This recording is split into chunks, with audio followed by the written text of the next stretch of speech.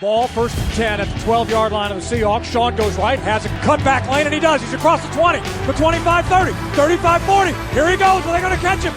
40, 35, 30. Touchdown, Seahawks! 12, they're bringing the trophy home. Your Seahawks, Super Bowl 48 champions. Holy catfish! Baldwin's going to throw back to Russell. He's got it! Touchdown! Seahawks! Are you kidding me? Let's Hawk It Out with your hosts Kevin Porter and Rich Harris. Ladies and gentlemen, welcome back to another episode of Let's Hawk It Out. I'm Kevin Porter, joined as always with Rich Harris. How's it going, buddy? Not a lot of good things to say today, but here we are. Yeah, right. I mean, I wish we were on better terms as far as the outcome of the game tonight, but I agree. Either way, we're going to get here and talk about this stuff, and that's kind of why we get together, is to either we win or lose. We're going to try to figure out why and what we can do to get better and move forward. Well, your Seattle Seahawks unfortunately fell to the Los Angeles Rams today, scored by a score of 16-17. I mean, it felt like we had the momentum the majority of the game there, but that second half, it really kicked into gear today, Rich. And unfortunately, the field goal at the very end of the game did not go our way as it did last week. So yeah, what were your initial thoughts though, just coming out of this game? Yeah, I mean, early on, I thought that, like you said, we had the momentum. We were the better team. I could see that clearly. I was telling my wife here, you know, my co-seat person that's always here with me all the time watching the game, whether we're there or whether we're here. We have the momentum. I said, we're the better team right now. So we have every reason to win this game. And we were proving, and we were keeping them at 0, and we were scoring, and then our defense was keeping us in the game. But a lot of times our offense just sputtered, and there's a lot of reasons for that. But man, if we could just get some more offensive production, help that defense out. I sound like a broken record, but I think it's about the same tune. And I don't think we can stay with everybody, and I don't think we're a championship team if we can't react and if we can't command, really. So I don't know. Yeah, it's pretty disappointing going into this evening here because, again, you know, we had the momentum. I mean, we drove down that first. I mean, we kicked the ball, so at the beginning we stopped them 3 and out, and then we got the ball. We scored a touchdown. We broke the Los Angeles Rams consecutive red zone scoring record that they'd had since October of last year. I mean, that was something. That was really cool. I mean, unfortunately, K9 went down pretty early with the oblique injury. But Charbonnet, he came in, dude. He was hustling, dude. And Gino looked good. I mean, those first couple drives, I mean, it looked pretty decent, dude. But again, we hit the wall there, unfortunately. And definitely coming out of the half, I mean, it just again, you know, it's like week in, week out. You know, it's like we're only playing like one half of good football, and then the second half, it's always like we're just barely getting by, you know, with these either squeaking out a win or, you know, it's not championship football. That's for sure. Right. So, I mean, are we going to sit here and root for them and wonder why they're not getting to the playoffs? And if we do get to the playoffs, then we just go, you know, I mean, what's the point? At the end of the day, though, did you notice, like, I think when they got their last drive, the Rams, I think it was like 8.5 minutes on the clock. And they just kept spurting and then get a yard. They'd get some penalties and they were going up a little bit. And I'm like, they had just milked off about 6 minutes off that clock schematically, or, you know, just it was designed that way. Yeah. Their goal was to go ahead and go in there and kick that field goal and get out of it. And I never thought we'd get that chance. I know Jason Myers missed it when we did get the chance.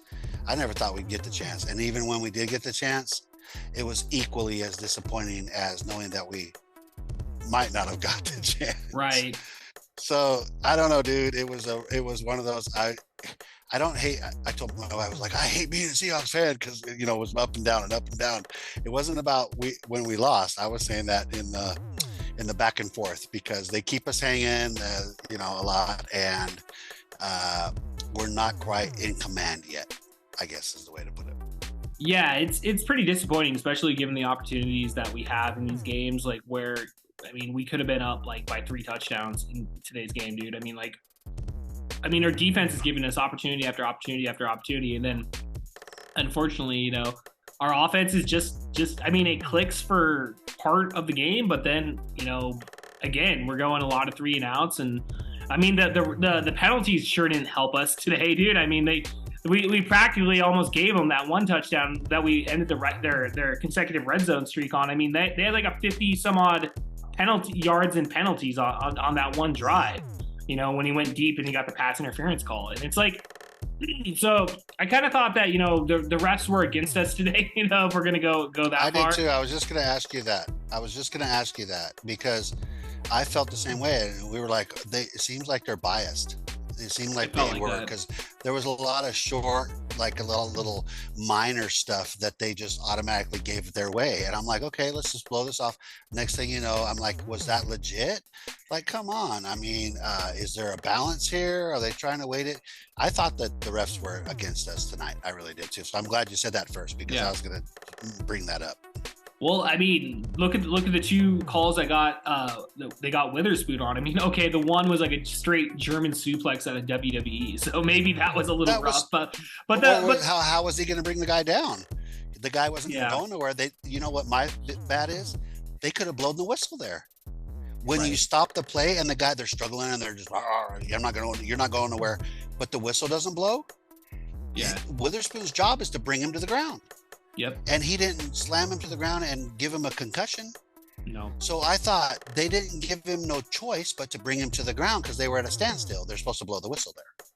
And the pass interference call that they had in the end zone, that was complete bullshit. I mean, even Matt Ryan and Tiki Barber and the other dude were basically like, hey, that was a non-catchable play. Like, that guy like totally fumbled and fell to the ground, dude. It was like a legit flop, in my opinion. And did you notice we didn't have one of those neutral refs that's on the from New York?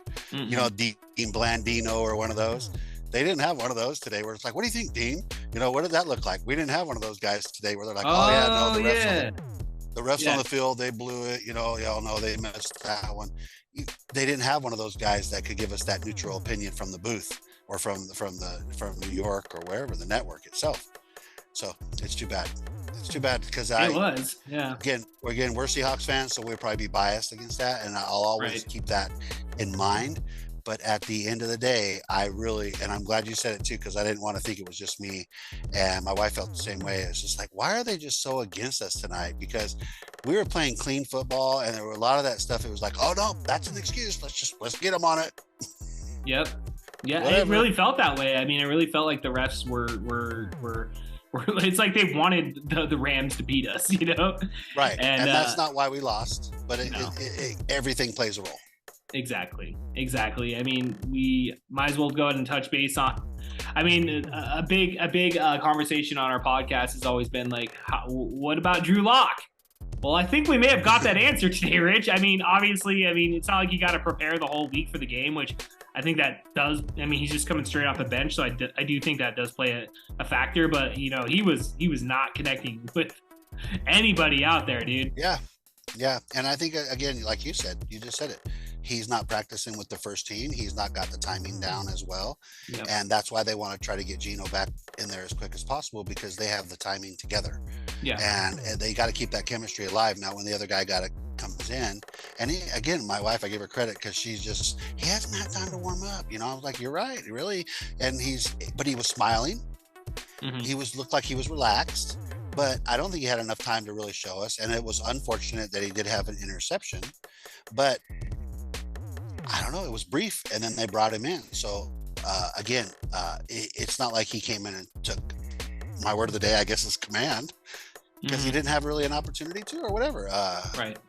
We just got to win ball games. I don't know how they're going to have to do it, but I guess if they don't feel that comfortable in Drew and have to bring Geno in with a broken arm, basically, not a broken arm, but you know, bruised elbow is what they said. Yeah, I was listening to Pete Carroll. He said, they were icing it and then heating it and then icing it and heating it. You know that he's got something going on. Yeah. So if they're not going to let the other guy try to finish it out, then where's the confidence? and give him the confidence. Mm-hmm. Well, I mean, there was no reason. I mean, sorry, go ahead.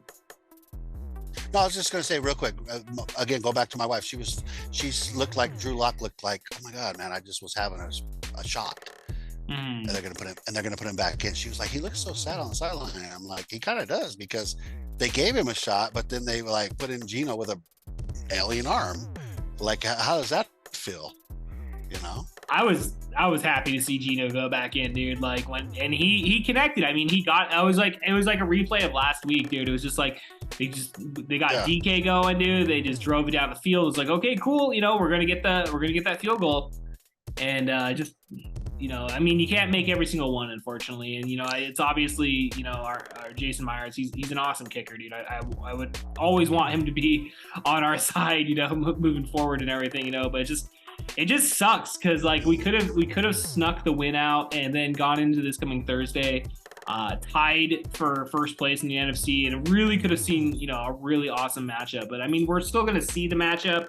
And if we can somehow pull off a win against the 49ers, which, you know, they took out the fucking Tampa Bay Buccaneers today. They've been on a roll ever since whatever losing streak they were on. This seems like they've course corrected. I don't know, man. I mean, I'm going to hold my breath on Thursday night, dude. That's for sure. Well, we're just going to be humbled again, and it's going to make us more hungry. And that's the only, again, as an optimist, I look for the silver lining. Right. And the only silver lining is we're going to be pissed, and we're going to be at home, and we're going to be in front of the fans, and we're going to be primetime across the world. I mean, not a primetime across the world, but the only game on notorious day of 3 games on Thanksgiving Day. Yeah. We're going to be that last one of the day. So the only game across not only country, but worldwide that's going to be played at that time. Yeah. So I think a lot of eyes on it, I guess, is very obvious what I'm saying. And we have every opportunity to just take that win from them and show them that we're going to be in it. If not, then I think it's clear, and I'll never root against my team, but again, we're struggling to stay with the pack, as I've been saying. And if we can't take them there at home in prime time against everybody, then I don't think we're ready to go against anybody else in prime time when it comes to the playoffs.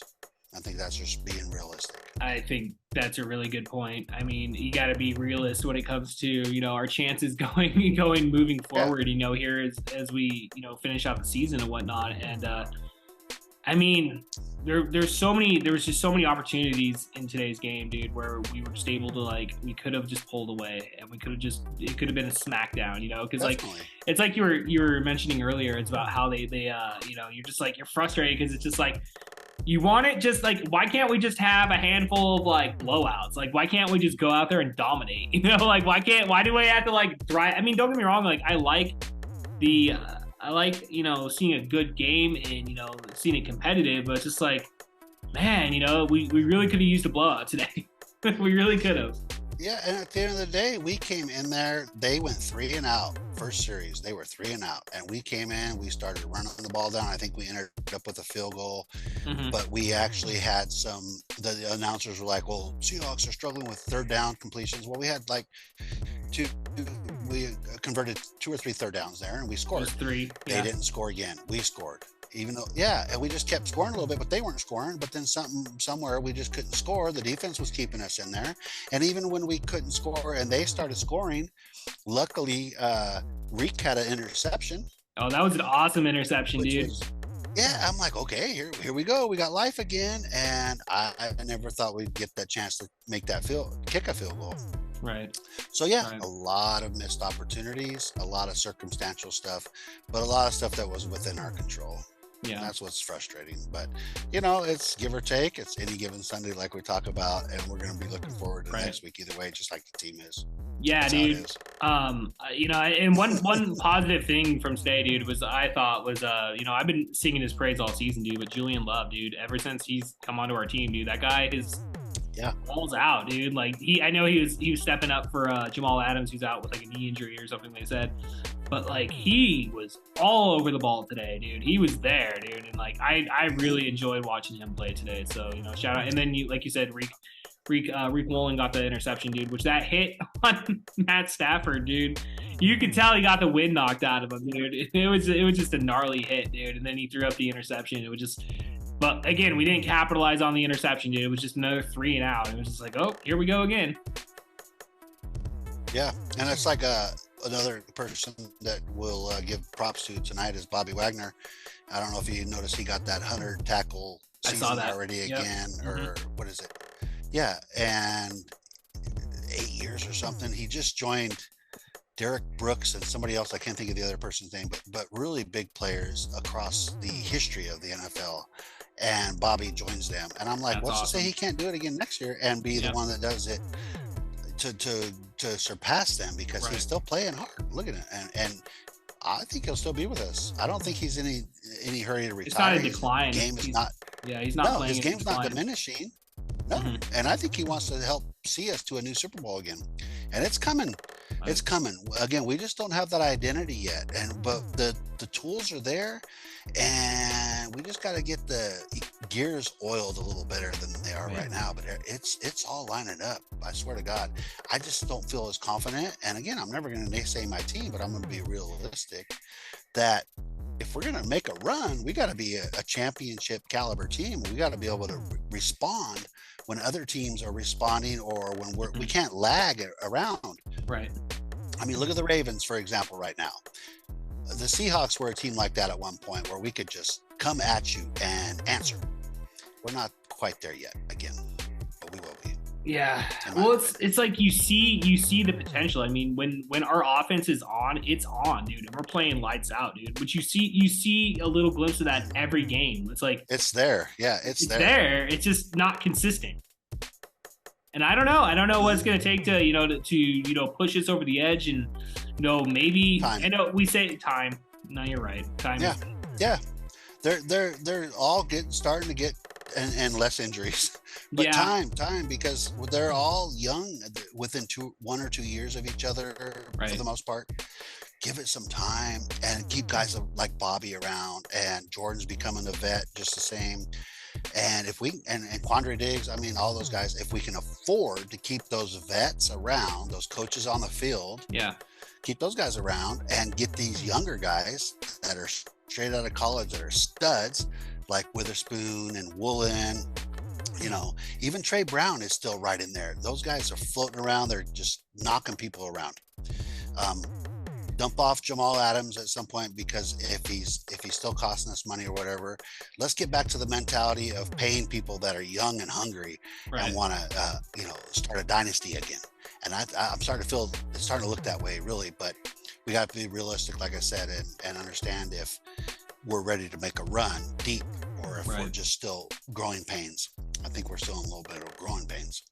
Well, I mean, this season, I don't know, man. Again, like you said, dude, I don't want to root against our team or anything, dude, but I really do feel like we got to be realistic in regards to what our expectations are, towards the end of the season here. And I don't know. Well, I think really Thursday will be the telltale sign. It's like, if we can go out there and compete and hang in there the whole entire game against them, win or lose, like, I think that really does at least show you where we're at. But if we go out there and it's another showing against the Ravens anytime, it seems like if we have another blowout like we did last year against when we did play San Francisco on that the Thursday primetime game, where it was just a complete blowout on our home field, and you don't like seeing that. I mean, we already saw it once this year with the Los Angeles Rams in that first game, and I really don't want to see it against the San Francisco 49ers, man. I really hope we can go out there and dominate and win, and then bring us back into contention, with the NFC West and taking our division, because